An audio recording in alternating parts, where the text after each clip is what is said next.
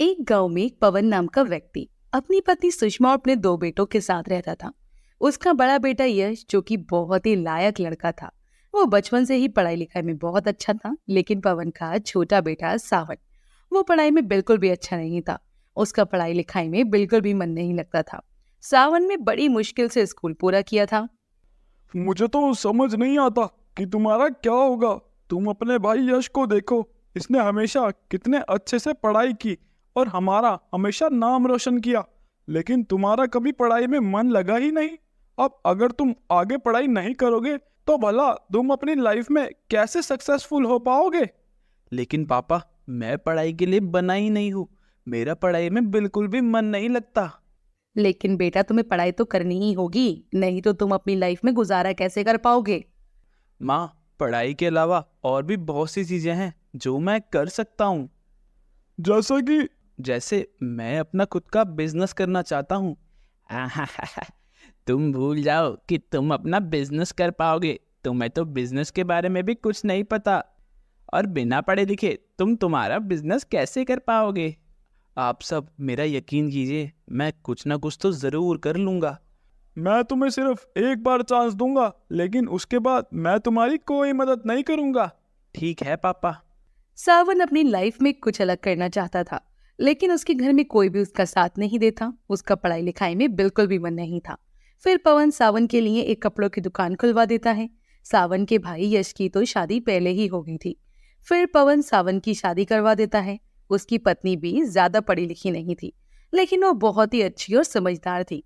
उसके बाद सावन जो था, अपनी उस दुकान से भी खुश नहीं था, क्योंकि उसके पास कोई भी ग्राहक नहीं आता था। इसलिए सावन और कोई काम ढूंढने लगता है।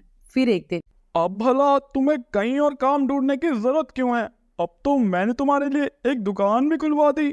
पर पापा, वह दुकान तो बिल्कुल भी नहीं चल रही है। वहां पर एक भी ग्राहक नहीं आता। अब मुझे कुछ तो करना ही होगा। तुम बताओ, तुम क्या करना चाहते हो? पापा, मुझे खाना बनाना बहुत पसंद है। आप तो जानते ही हैं, मैं शुरू से खाने का बिजनेस करना चाहता था। मुझे सब अच्छे से पता है कि तुम बहानेबाजी कर रहे हो। तुम्हें अपनी लाइफ में कुछ नहीं करना, तुम्हें सिर्फ बहाने बनाने हैं। पापा, ऐसा नहीं है। आप प्लीज मेरी बात समझने की कोशिश करो। अरे बेटा, तुम ये जिद छोड़ दो। तुम्हारे पापा तुम्हारे भले के लिए ही कह रहे हैं। लेकिन माँ, आप तो मेरी बात समझो। तुम इतने बड़े हो गए हो, आखिर तुम अपनी जिम्मेदारी कब समझोगे। अब तो तुम्हारी शादी भी हो गई है। मुझे देखो, मुझसे पापा ने जो कहा मैंने वही किया, और जब हम तुम्हारी मदद करना चाहते हैं तो तुम पीछे हट रहे हो। ऐसा नहीं है भैया। बॉस, मैंने तुमसे एक बार कह दिया ना कि अगर तुम्हें दुकान पर ढंग से जाकर काम करना है तो ठीक है, नहीं तो तुम अभी इसी वक्त मेरे घर से निकल जाओ। इस घर में तुम्हारे लिए कोई जगह नहीं है। पूरे परिवार में से कोई भी सावन की बात नहीं सुनता था, ना ही कोई उसे सपोर्ट करता था। इसलिए सावन भी अब सबको समझा समझा कर थक चुका था। इसी वजह से वो फैसला करता है कि वो अब आखिरकार इस घर को छोड़कर चला जाएगा। ठीक है, अगर आप लोग मुझे सपोर्ट करना नहीं चाहते तो कोई बात नहीं। मैं अभी इसी वक्त यह घर छोड़कर चला जाता हूँ। हाँ ठीक है, जाओ। इस घर में तुम्हारे लिए कोई जगह नहीं है। रुकिए, आप इस तरह घर छोड़कर क्यों जा रहे हैं? नहीं परी, मैं अब यहाँ और नहीं रुक सकता। कोई भी मुझे समझने को तैयार ही नहीं है। आप इस तरह कहाँ जाएंगे? मैं भी आपके साथ चलूंगी। लेकिन लेकिन वेकिन कुछ नहीं, मैं आपकी पत्नी हूँ, तो इसलिए मैं आपके सुख दुख में साथी हूँ। ठीक है। उसके बाद सावन अपनी पत्नी परी के साथ अपना घर छोड़कर वहां से दूर चला जाता है। फिर वो दोनों दूसरे गांव में चले जाते हैं। फिर वहां पर सावन अपनी पत्नी के साथ एक घर किराए पे ले लेता है और उसी में रहने लगता है। उसके पास सावन आसपास काम करने लगता है। उसे कहीं भी काम नहीं मिलता। इस तरह कई दिन बीत जाते हैं। मेरी वजह से तुम्हें भी काफी परेशानी हो रही है। सब मेरी वजह से ही हुआ है। आप ऐसा मत कहिए, एक दिन सब ठीक हो जाएगा। मैं आपके हर फैसले में आपके साथ हूँ, इसलिए आपको ज्यादा सोचने की जरूरत नहीं है। आप सिर्फ अपने ऊपर फोकस कीजिए। हाँ, मैं जो करना चाहता हूँ मैं वो करके रहूंगा। मुझे बस थोड़ा समय चाहिए। जी बिल्कुल। उसके बाद सावर हर जगह पर काम करने के लिए कोशिश करता, लेकिन उसे कहीं भी काम नहीं मिलता। इसलिए वो लास्ट में मेहनत मजदूरी का काम करने लगता है, क्योंकि उसे घर का किराया भी देना था और घर का खर्च भी चलाना था। भाग्यवान देखो, आज मैं तुम्हारे लिए क्या लेकर आया हूँ। क्या लाई है आप मेरे लिए? देखो, तुम्हें जलेबी पसंद है ना, इसलिए मैं तुम्हारे लिए जलेबी लेकर आया हूँ। अरे वाह, मैंने पिछले कुछ दिनों से जलेबी खाने का मन भी हो रहा था। उसके बाद परी जलेबी खाने लगती है। ये तो बहुत टेस्टी है। चलो अच्छा है, तुम्हें जलेबी पसंद आई। जब सावन और परी आपस में बात कर रहे थे तभी वहां पर यश अपनी पत्नी नेहा के साथ आता है। फिर परी और सावन उनका स्वागत करते हैं। आइए भैया भाभी, आप दोनों अंदर आइए। उसके बाद परी उन दोनों को पानी देती है। फिर वह दोबारा रसोई में जाकर जलेबियां परोस लाती है जो सावन उनके लिए लाया था। भैया भाभी लीजिए, आप जलेबी खाइए, ये बिल्कुल गर्म है। ये अभी अभी बाजार से जलेबी लाई है। ना बाबा ना, अब मैं ये जलेबियां कभी ना खाऊं।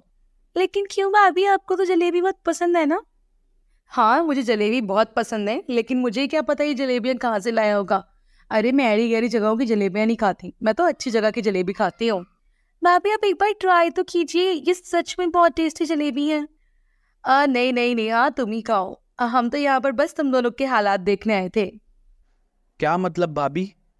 यही मतलब मेरे भाई कि तुम जितने कॉन्फिडेंस के साथ घर छोड़कर आए थे कि तुम अपनी लाइफ में बहुत कुछ अच्छा और बड़ा करना चाहते हो, तो हम बस वही देखने आए थे कि तुमने क्या बड़ा किया।